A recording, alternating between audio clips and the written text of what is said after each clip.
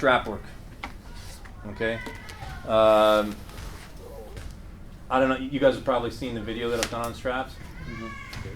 Yeah. Okay. Well, I'll add a bit to it. The strap is really, in my opinion, what real arm wrestling is. You're going to end up in the strap in most matches that guys feel uncomfortable. Most guys who start to not feel right, most of the time, one guy's going to pull out. Very hard call for a referee to make, intentional slip fouls. Most leagues are kind of just moving away from the whole thing and just saying, you know, all slips go to straps. That's happening in a lot of leagues, and I can see even eventually WAF may move there in you know, a decade or something. Who knows? You know, whether it's right or whether it's wrong, it's a very difficult call for a referee to make because there's a lot of arguments that an arm wrestler can throw at you. You know, there's arguments for floppers pressing. There's arguments for King's move that, you know, it doesn't make it as simple as, you know, he was at fault. You know, it's a hard call to make. So what I'm trying to say is that it's inevitable to pull in straps, really. So you need to practice in them. The best way to, you know, become good at pulling the strap is just pulling it all the time. You know, you're going to get real comfortable. The big differences are when the strap is on, you are fully connected. So all these movements that we feel, the person's automatically going to feel them, and you're not, and that is not the case outside of the straps. Let me steal it. Right. So when we're outside of the strap, okay. If I want to hook Dwayne, if I want to pull him out, okay, if I want to get him away from his body, and I'm doing it in a low capacity, I basically need to have a wrist, right? Like if I want to pull him away, I pretty much need to have wrist flexion involved, okay? If this strap is on, it's absolutely not a requirement. He's gonna come back without the wrist, right? Like if we're tied together,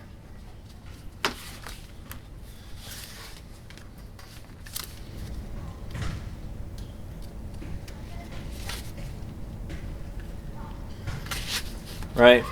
So we're tied together, and no matter what, you know, give me a little bit of pressure, right? Here we are. I have no cup involvement, right?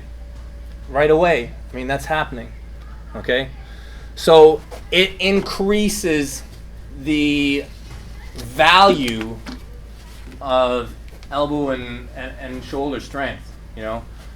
Floppers do much better in the strap because you do not need to have a wrist to extend a guy. It's a big difference. Same thing with rotation. Normally, when you talk about the rotation of the arm, of the hand, for that to work, the guy needs to be holding on to you outside of the strap. If you're not going to hold on to me and I spin my hand, nothing's happening. Nothing at all is happening if you're not holding on to me. I'll spin out into nothing. If you're rising up and I decide to spin, nothing's happening. But when you're in the strap, if you twist, right away it's having an effect on the person's wrist. Right away. So that adds value to your rotation piece. Same thing with all the pieces that, you know, supination feels it automatically, you know. So what I think is the strap is going to add value to pronation and the strength of your shoulder and connection without the flexation. So really, the big difference is you need massive pronation if you're going to be a great strap puller. Massive pronation. King's move arm wrestling. You guys know the King's move. Okay? People have their opinions about the King's move. I think it's a beautiful part of arm wrestling. Just my opinion. I think, like all moves, it has a counter. But King's move arm wrestling doesn't exist outside the straps. It's impossible to do the move without a strap. Take away the strap from arm wrestling, Michael Todd will be a non-player. But in no way am I saying that's bad. I think it's great. I think the strap is a great part of arm wrestling, and I'm just a big proponent for practicing. And that's why I also use the 1.5-inch strap, because you cannot get the volume with an 1.5-inch inch wide strap. You will hurt yourself. You will get nerve damage. Whether they move to these eventually, I don't know. I'm not selling them or anything like that. It's just what I honestly believe. Yeah, when it comes to the straps, generally, you just want all straps towards you. Very simple. We'll work, if you guys want, I know you've seen the video, but if you want, I'll kind of talk you guys through the cheats, kind of. Yeah, because there's a lot of things that you really have to pay attention to in the strap. Okay, why don't we do it very, very slow? Who wants to come up here and be a test dummy with me? Yeah, perfect. Okay, so right away, come to the table. Okay, considerations for what side do I want to be on.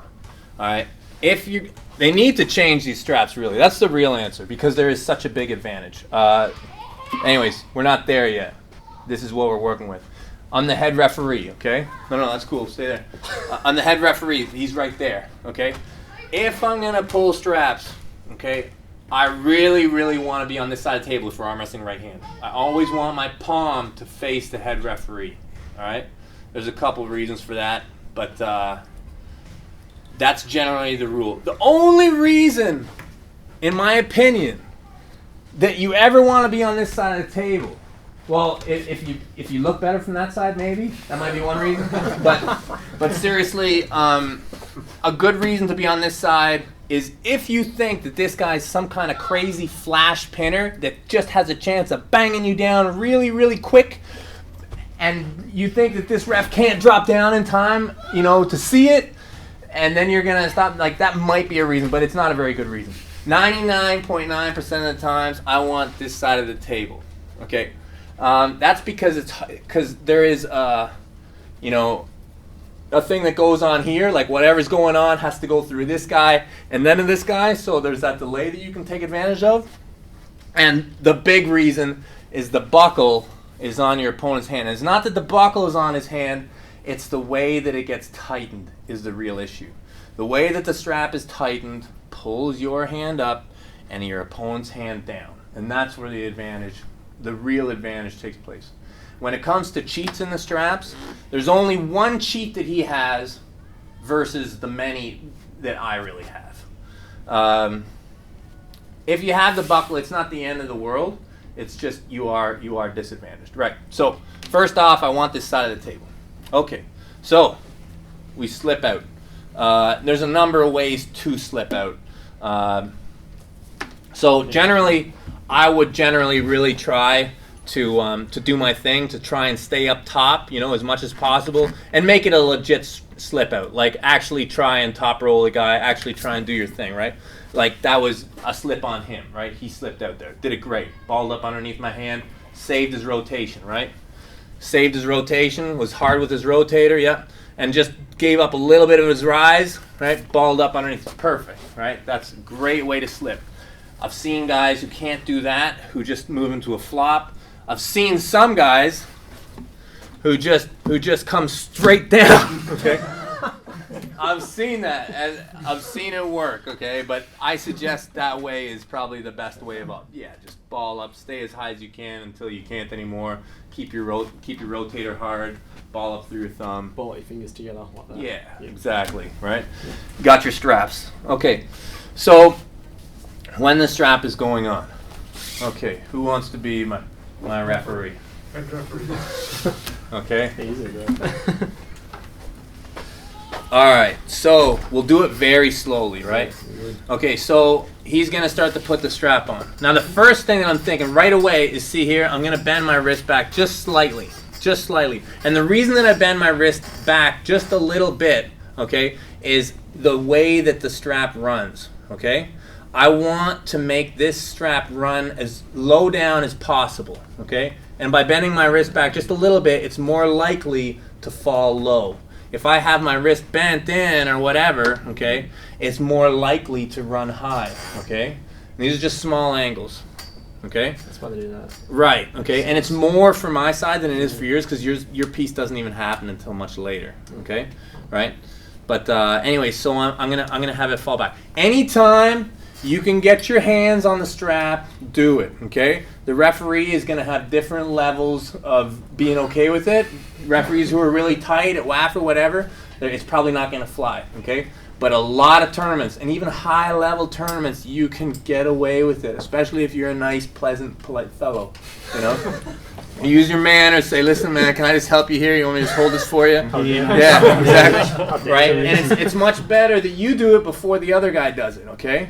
And listen, like, the referee is the shittiest job in the world, okay?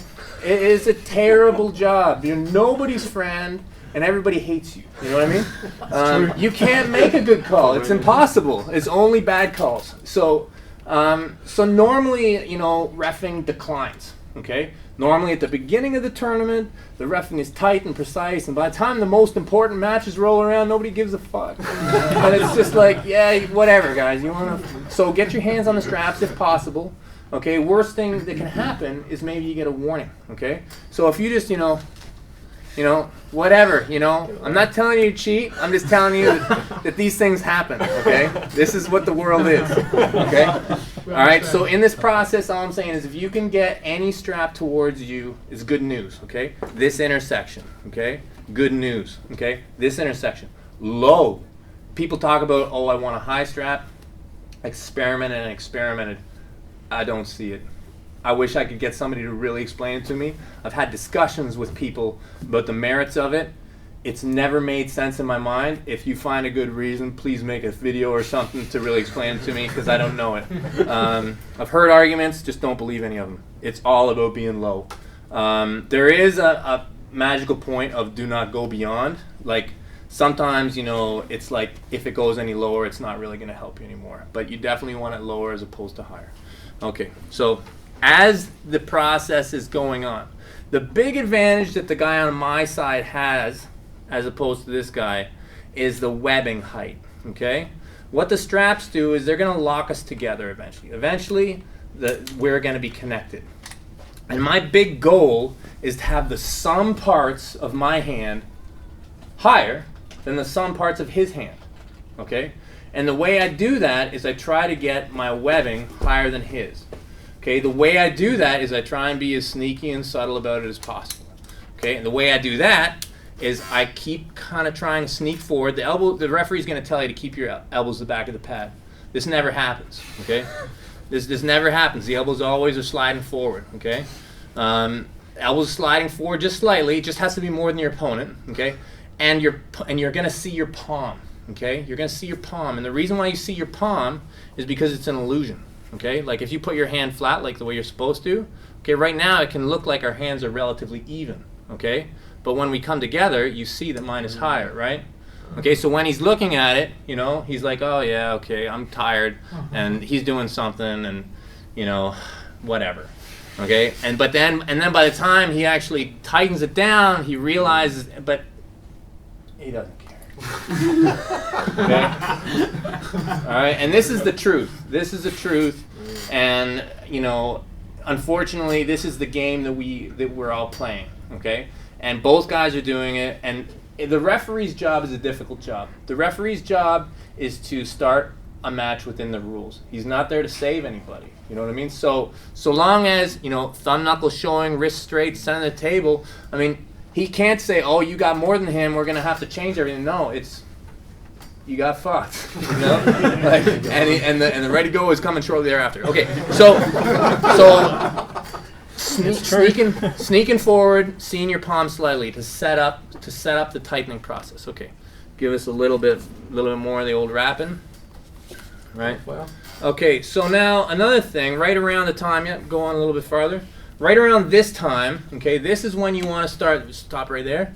Okay, this is around the time when you want to start pushing past, right? So you got both parts of your regrip, right? You got the running regrip, which we were talking about earlier. That's getting your thumb high, right? That's getting your fingers high. That's getting your webbing up, right?